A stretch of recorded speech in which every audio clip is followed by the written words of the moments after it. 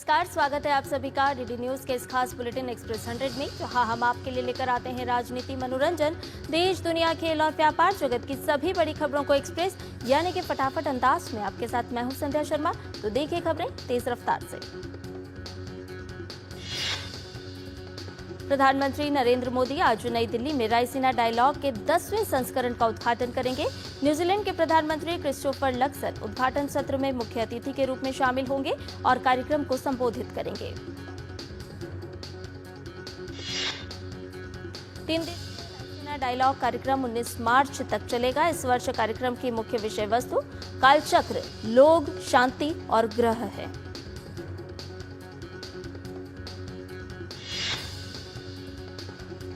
इस कार्यक्रम के दौरान विश्व के नीति निर्माता और चिंतक 6 मुख्य विषयों पर विचार मंथन करेंगे। इस बार रायसीना डायलॉग में लगभग 125 देशों के प्रतिनिधि शामिल हो रहे हैं। स्लोवाक गणराज्य के विदेश मंत्री जुराज ब्लानार रायसीना डायलॉग 2025 के लिए दिल्ली पहुंचे। रायसीना डायलॉग भू राजनीति और भू अर्थशास्त्र पर भारत का प्रमुख सम्मेलन है, जो अंतर्राष्ट्रीय समुदाय के सामने आने वाले सबसे चुनौतीपूर्ण मुद्दों को संबोधित करने के लिए प्रतिबद्ध है। रायसीना डायलॉग में शामिल होने के लिए मालदीव के विदेश मंत्री अब्दुल्ला खलील दिल्ली पहुंचे। लातविया के विदेश मंत्री बेबा ब्रेज भी रायसीना डायलॉग में हिस्सा लेने के लिए दिल्ली पहुंच चुकी हैं।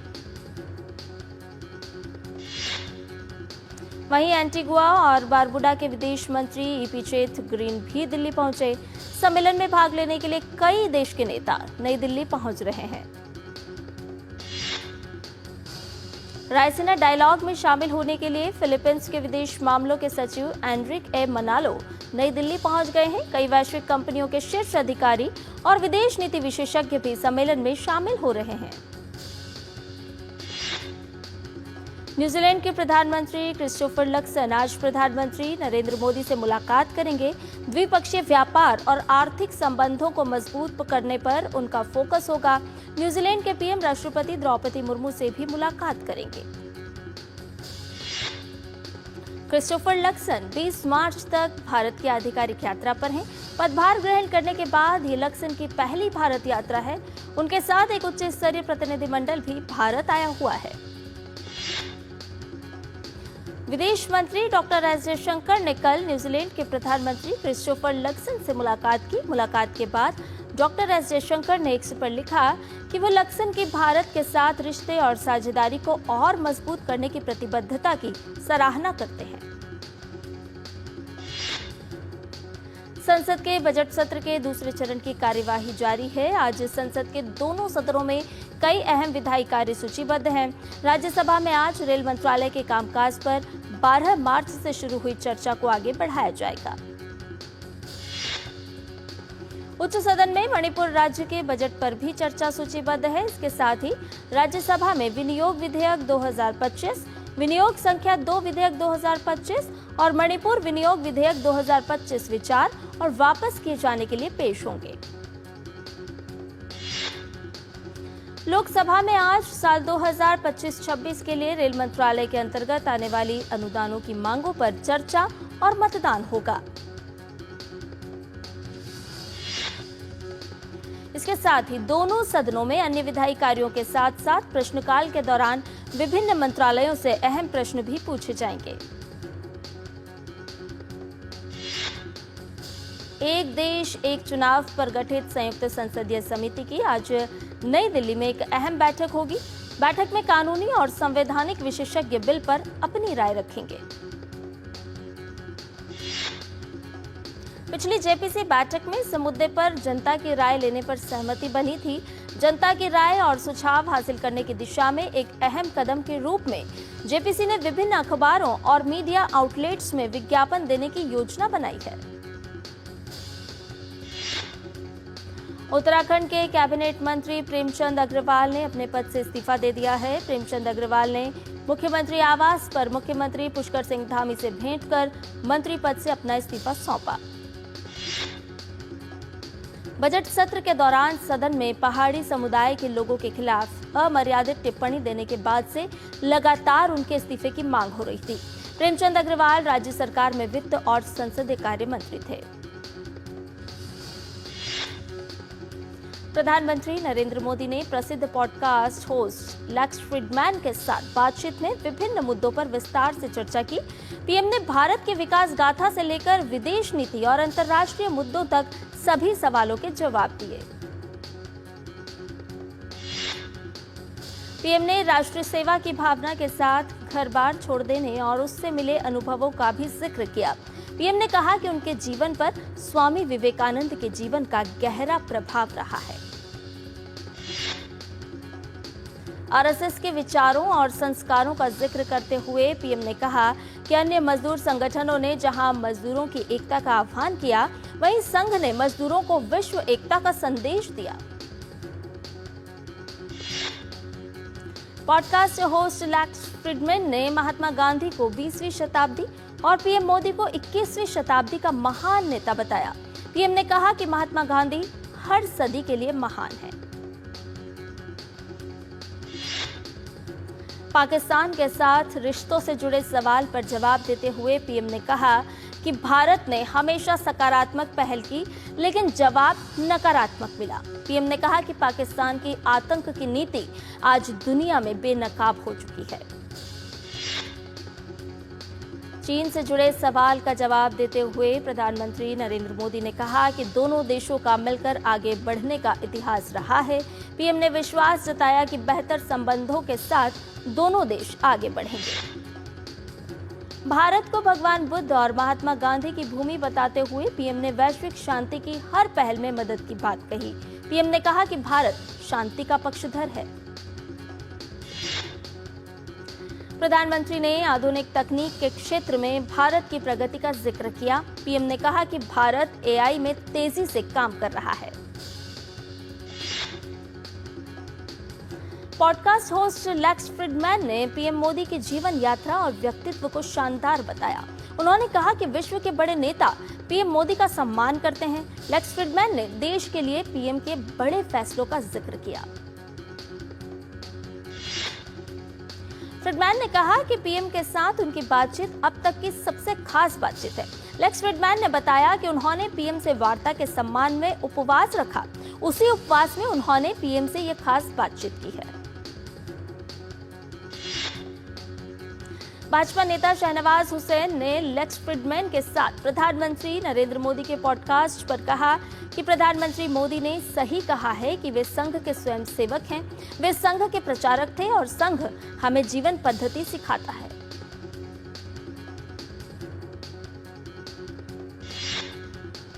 और बुलेटिन में खबरें भी और भी हैं, लेकिन फिलहाल रुक रहे एक छोटे से ब्रेक के लिए जल्द हाजिर होंगे। एक ऐसा तबका जो रिटायरमेंट के बारे में आज भी बिल्कुल नहीं सोचता, वो है औरतें। औरतें कमा के भी वल्नरेबल हैं। सो एनपीएस एक इक्वालिटी ला रहा है। हम सब एक बराबर प्लेटफॉर्म पे हैं। अपने बेहतर कल को सुनिश्चित करने के लिए एनपीएस जरूरी है। मेरी पसंद, मेरी पसंद, मेरी पसंद, मेरी पसंद, हमारी पसंद, हम सबकी पसंद। मजबूत देश का मजबूत सरिया हो गया steel. Muthoot finance gold loan सुनहरी सोच प्रोग्राम में आप सबका बहुत बहुत स्वागत है। बनर्जी दा क्यों नाचो दादा? सर, मेरा सोना मेरा बेटा को लैपटॉप दिला रहा है। खूब भालो। हाँ मेदाजी કેમ છો? अरे मजाમાં છું मोटा भाई। मेरा सोना मेरी फैक्ट्री में नई मशीन लगा रहा है। बहुत सारो है तो अपने सोने को काम पे लगाइए। आज ही कॉल कीजिए 1-800-313-1212 पर। और ब्रेक के बाद एक्सप्रेस 100 में आपका एक बार फिर से स्वागत है। आइए बाकी की खबरों को जान लेते हैं फटाफट अंदाज में। भाजपा सांसद बांसुरी स्वराज ने लेक्स फ्रीडमैन के साथ प्रधानमंत्री नरेंद्र मोदी के पॉडकास्ट पर प्रतिक्रिया दी है। उन्होंने कहा कि 140 करोड़ भारतीयों की आकांक्षाओं का, संकल्पों का, उनके सपनों का मानवीय प्रतिबिंब प्रधानमंत्री नरेंद्र मोदी हैं। केंद्रीय गृह मंत्री अमित शाह ने कल गुवाहाटी में पूर्वोत्तर राज्यों में 3 नए आपराधिक कानूनों के कार्यान्वयन पर समीक्षा बैठक की अध्यक्षता की। एक कार्यक्रम में अमित शाह ने छात्रों को संबोधित करते हुए बोडोलैंड के विकास के लिए प्रतिबद्धता जताई, तो वहीं कांग्रेस पर तीखा हमला बोला। गृहमंत्री अमित शाह ने कहा, बोडोलैंड में पहले उन्माद, उत्पात और अलगाववाद की बात होती थी, अब शिक्षा, विकास और उद्योग की बात होती है। शिवसेना नेता संजय निरुपम ने संजय राउत पर जमकर हमला बोला है। उन्होंने कहा कि उद्धव ठाकरे और उनके नेताओं ने जब से कांग्रेस पार्टी का साथ पकड़ा है, तभी से औरंगजेब को अपना आदर्श मान लिया है। महाराष्ट्र के उप मुख्यमंत्री एकनाथ शिंदे ने ठाणे में छत्रपति शिवाजी महाराज की स्मारक प्रतिमा का उद्घाटन किया। छत्रपति शिवाजी महाराज का मराठा साम्राज्य में एक बड़ा योगदान है। नई दिल्ली में नवनिर्वाचित भाजपा सरकार विकास कार्यों की गति को बढ़ाने में निरंतर प्रयासरत है। इसी कड़ी में मुख्यमंत्री रेखा गुप्ता और कैबिनेट मंत्री प्रवेश साहिब ने दिल्ली के विभिन्न इलाकों में ड्रोन की स्थिति का निरीक्षण किया। दिल्ली के जल निकासी तंत्र को लेकर दिल्ली सरकार गंभीर है, जिससे बरसात के दौरान जलभराव की समस्या से दिल्ली वासियों को राहत मिले, इसके लिए सभी संबंधित एजेंसियां युद्ध स्तर पर कार्य कर रही है। हज कमेटी की चेयरपर्सन कौसर जहां की इफ्तार पार्टी में दिखा सांझी संस्कृति और सौहार्द का मंजर। पार्टी में दिल्ली के मुख्यमंत्री रेखा गुप्ता समेत भाजपा नेता वीरेंद्र सचदेवा भी शामिल हुए। इस मौके पर केंद्रीय मंत्री किरेन रिजिजू भी पहुंचे। जी किशन रेड्डी ने तमिलनाडु के मुख्यमंत्री एम.के. स्टालिन पर राजनीति करने का आरोप लगाते हुए कहा कि स्टालिन तमिलनाडु में भ्रष्टाचार और डीएमके विरोधी माहौल से बचने के लिए एजेंडा सेट करने की कोशिश कर रहे हैं। रामनगरी अयोध्या में रामलला के दर्शन को आने वाले श्रद्धालुओं की सुविधाओं में वृद्धि होने जा रही है। जहां उत्तर प्रदेश की योगी सरकार अयोध्या में विकास कार्य निरंतर करवा रही है, वहीं श्री राम जन्मभूमि तीर्थ क्षेत्र ट्रस्ट भी राम मंदिर में सुविधाओं में वृद्धि कर रहा है। श्री राम जन्मभूमि तीर्थ क्षेत्र ट्रस्ट के महामंत्री चंपत राय ने जानकारी देते हुए बताया कि श्री राम जन्मभूमि तीर्थ क्षेत्र ट्रस्ट न्यास की बैठक का आयोजन किया गया, जिसमें भविष्य की योजनाओं पर गहन विचार विमर्श हुआ और 5 वर्ष का लेखाजोखा प्रस्तुत किया गया। हाथरस के सादाबाद थाना अंतर्गत बच्ची से दुष्कर्म के आरोपी को पुलिस मेडिकल के बाद कोर्ट ले जा रही थी। आरोपी ने चौकी इंचार्ज की पिस्टल छीनकर पुलिस पर गोली चला दी। पुलिस ने भी जवाबी फायरिंग की, जिसमें आरोपी के पैर में गोली लगी। लखनऊ के गोसाईगंज थाना क्षेत्र में एक मानसिक रूप से कमजोर युवती से हुए गैंगरेप के मामले में पुलिस ने 48 घंटे के भीतर कार्रवाई की। मुख्य आरोपी संदीप यादव को पुलिस मुठभेड़ में गोली लगी, जबकि उसका साथी मायाराम को गिरफ्तार कर लिया गया है। पुलिस को आरोपियों के जंगल में छिपे होने की सूचना मिली थी, जिसके बाद घेराबंदी की गई। खुद को फंसता देख संदीप यादव ने पुलिस पर फायरिंग कर दी, लेकिन जवाबी कार्रवाई में वो घायल हो गया।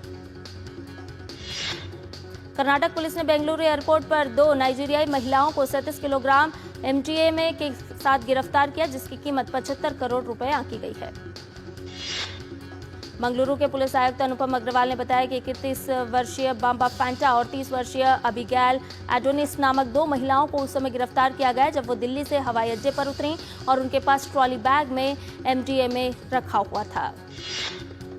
तमिलनाडु के पुदुकोट्टई जिले में मंगलपुरम में जल्लीकट्टू प्रतियोगिता का शुभारंभ हुआ। जल्लीकट्टू तमिलनाडु का एक पारंपरिक खेल है और त्योहार भी है, जिसमें बैल और इंसानों के बीच लड़ाई कराई जाती है। केंद्रीय मंत्री जीतन राम मांझी ने कहा कि लालू परिवार अपने गलत कामों के लिए ही जाने जाते हैं। उन्होंने कहा कि लालू प्रसाद यादव के शासनकाल में बिहार में जैसा होता था वही उनके पुत्र भी कर रहे हैं। बिहार की जनता को इससे सचेत रहना चाहिए। संभल के डीएम संभल राजेंद्र पेंशिया ने संभल जामा मस्जिद की सफेदी के काम पर कहा, भारतीय पुरातत्व सर्वेक्षण अपना काम कर रहा है, किसी भी तरह की कोई समस्या नहीं है। एसआई उच्च न्यायालय के निर्देश का कार्यान्वयन कर रहा है। मौसम विभाग ने झारखंड, पश्चिम बंगाल के गंगा के मैदानी इलाकों, विदर्भ और उत्तरी तेलंगाना में कल तक गर्म हवाएं चलने का अनुमान व्यक्त किया है। ओडिशा के कई जिलों में आज तापमान में काफी तेजी से बढ़ने की संभावना है। मौसम विभाग ने सलाह दी है कि बाहर जाते समय गर्मी के मद्देनजर एहतियाती उपाय अपनाएं और हाइड्रेट रहें। कर्नाटक के मंगलुरु पिलिकुला चिड़ियाघर में जानवरों को गर्मी से बचाने के लिए खास इंतजाम किए गए हैं। जानवरों के बाड़े में पानी के छिड़काव के साथ कूलर का भी इंतजाम किया गया है। जम्मू कश्मीर का गुलमर्ग कल ताजा हिमपात के बाद बर्फ की चादर से ढका हुआ नजर आया। ये नजारा बेहद खूबसूरत लग रहा था।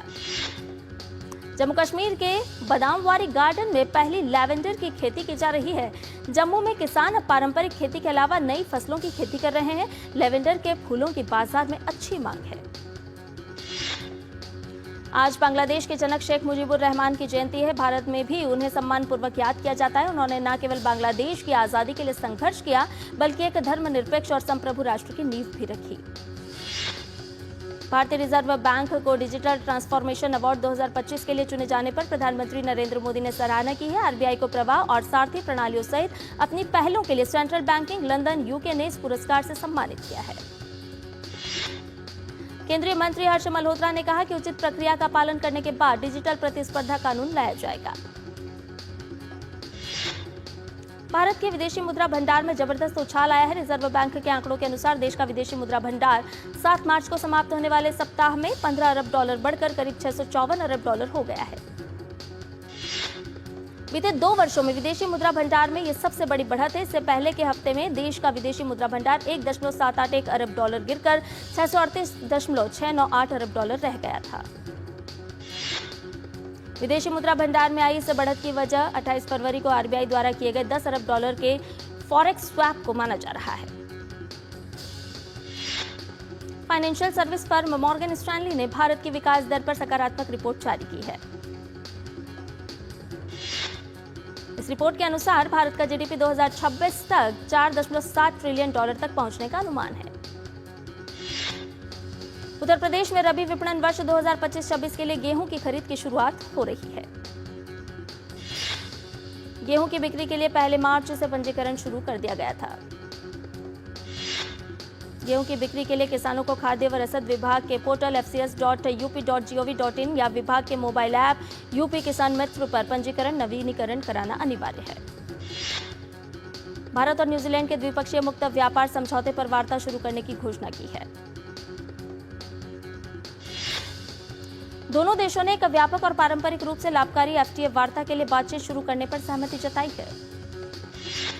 वाणिज्य एवं उद्योग मंत्री पीयूष गोयल और न्यूजीलैंड के व्यापार एवं निवेश मंत्री टॉड मेले के बीच बैठक के बाद ये घोषणा की गई। सेबी निपटान मामलों की बढ़ती संख्या के बीच निपटान नियमों को लागू करने के लिए एसओपी को अंतिम रूप देने के लिए चर्चा कर रहा है। अदानी समूह ने वित्त वर्ष 2026 में पूंजीगत व्यय के मद में 1.1 लाख करोड़ रुपए निवेश करने का लक्ष्य रखा है। भारत का मोस्ट वांटेड लश्कर-ए-तैयबा का आतंकी अबू कताल पाकिस्तान में मारा गया। अबू कताल को फैजल नदीम के नाम से भी जाना जाता था। जम्मू कश्मीर में कई घातक हमलों को अंजाम देने में अपनी भूमिका के कारण कताल राष्ट्रीय जांच एजेंसी यानी कि एनआईए और भारतीय सेना सहित भारतीय सुरक्षा एजेंसियों के लिए वांछित था।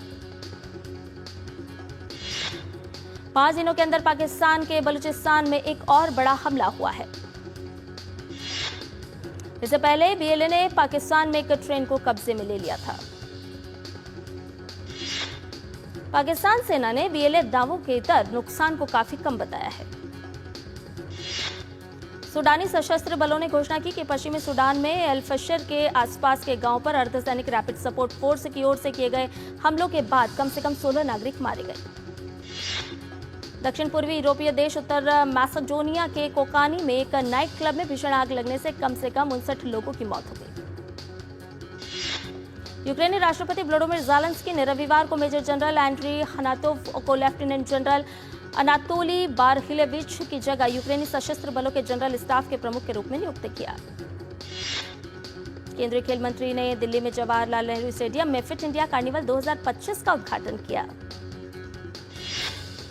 केंद्रीय खेल मंत्री ने अभिनेता आयुष्मान खुराना को फिट इंडिया आइकन की उपाधि से नवाजा। जयपुर डेल्टा पोलो टीम ने नॉर्दर्न इंडिया पोलो चैंपियनशिप 2025 का खिताब अपने नाम कर लिया है। India masters international masters league का खिताब जीत लिया है। कोलकाता नाइट राइडर्स ने आईपीएल 2025 के लिए उमरान मलिक के स्थान पर चेतन सकारिया को शामिल किया है। सकारिया चोट के बाद वापसी कर रहे हैं। नीतीश कुमार रेड्डी को बीसीसीआई के सेंटर ऑफ एक्सीलेंस द्वारा आईपीएल 2025 में खेलने के लिए हरी झंडी मिल गई है। जसप्रीत बुमराह मुंबई इंडियंस के लिए आईपीएल 2025 के कुछ शुरुआती मैच नहीं खेल पाएंगे। न्यूजीलैंड ने क्राइस्टचर्च में खेले गए सीरीज के पहले टी20 मैच में पाकिस्तान को 9 विकेट से हरा दिया। ब्रिटेन के 23 वर्षीय टेनिस खिलाड़ी जैक टैपर ने इंडियन वेल्स के रूप में अपने करियर का सबसे बड़ा खिताब जीतने में कामयाबी पाई।